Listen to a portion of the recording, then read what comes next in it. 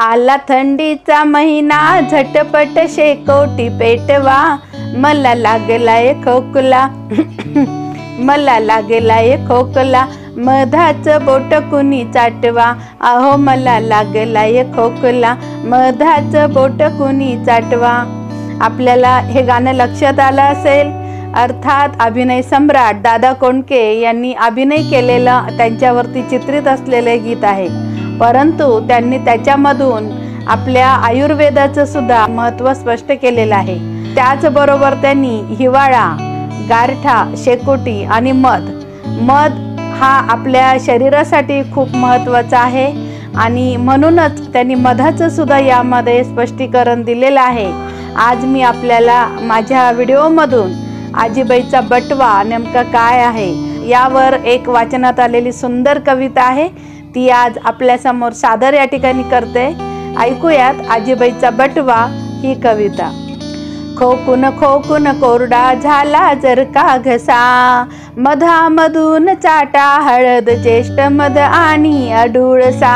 मधामधून चाटा हळद ज्येष्ठ मध आणि अडुळसा, लागला मुका मार सुजून पाय झाला असेल गारद, लेपासाठी उगाळा तुरटी रक्तचंदन आंबे हळद, लेपासाठी उगाळा तुरटी रक्तचंदन आंबे हळद, कोंड्यांचा झाला आहे का डोक्यामध्ये साठा, कोंड्यांचा झाला आहे का डोक्यामध्ये साठा, केस धुताना लावा मेहंदी शिके काई आणि रिठा, केस धुताना लावा मेहंदी शिके काई आणि रिठा, सकाळी सकाळी उठा देवाला करा तुम्ही वंदन, सकाळी सकाळी उठा तुम्ही देवाला करा तुम्ही वंदन, उन्हाळ्यात थंडाव्यासाठी लावा कपाळी चंदन, उन्हाळ्यात थंडाव्यासाठी लावा कपाळी चंदन, उन्हामध्ये रापून झाला का चेहरा सावळा आणि गडद, उन्हामध्ये रापून झाला का चेहरा सावळा आणि गडद, कांती उजळण्यासाठी दुधातून प्या,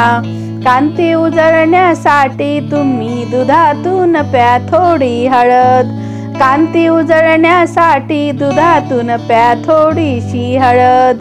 बारीक आहे कुडी म्हणून होऊ नको तू बावरी, बारीक आहे कुडी म्हणून तू होऊ नको बावरी, दूध आणि साखरे बरोबर खा थोडीशी शतावरी, दूध आणि साखरे बरोबर थोडीशी खा शतावरी, पिकला आहे एक केस तर होईल डोक्यावर चांदी, पिकला एक केस होईल तर डोक्यावरी चांदी, नैसर्गिक रंग आहे लावा केसांना मेहंदी, नैसर्गिक रंग आहे लावा केसांना हो मेहंदी, केसांना लावा कचूर सुगंधी मेहंदी आणि जास्वंद, केसांना लावा कचूर सुगंधी मेहंदी आणि जास्वंद, केस होतील लांब सडक सुगंध दरवळेल मंद मंद, केस होतील लांब सडक सुगंध दरवळेल हो मंद,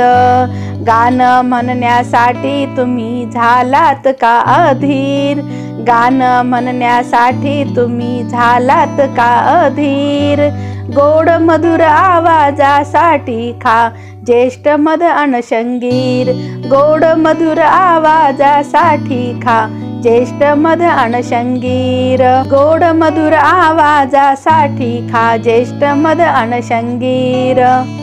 पित्त प्रकोप झाला आहे पोटातून येत आहेत काकळा, पित्त प्रकोप झाला आहे पोटातून येत आहेत काकळा, पोटातून घ्या आवळा हिरडा बेहडा म्हणजेच त्रिफळा, पोटातून घ्या आवळा हिरडा बेहडा म्हणजेच त्रिफळा म्हणजेच त्रिफळा चूर्ण, वातामुळे पोटात होत आहेत का वेदना, वातामुळे पोटात होत आहेत का वेदना, खाओ वा सैंधव मीठ आलं लिंबू आणि पुदिना, खा ओवा सैंधव मीठ, आलं लिंबू आणि पुदिना, खा ओवा सैंधव मीठ, आलं लिंबू आणि पुदिना, खोकून खोकून कोरडा झाला जर का घसा, खोकून खोकून कोरडा झाला जर का घसा, मधातून चाटा हळद ज्येष्ठ मध आणि अडुळसा, मधामधून चाटा हळद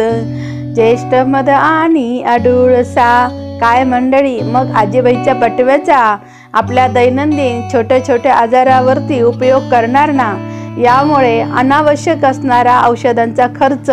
आणि त्याचे होणारे दुष्परिणाम आपल्याला टाळता येतील. म्हणून आजीबाईच्या ह्या बटव्याचा आपल्या घरामध्ये जरूर वापर करूया आणि स्वस्थ राहू, मस्त राहू, निरोगी राहू आणि हिवाळ्यामध्ये आपल्या आरोग्याची सुद्धा आपण, आपल्या शरीराची आपण या ठिकाणी नक्कीच काळजी घेऊयात. या सदिच्छेसह मी अलका जोशी आपला निरोप घेते. धन्यवाद.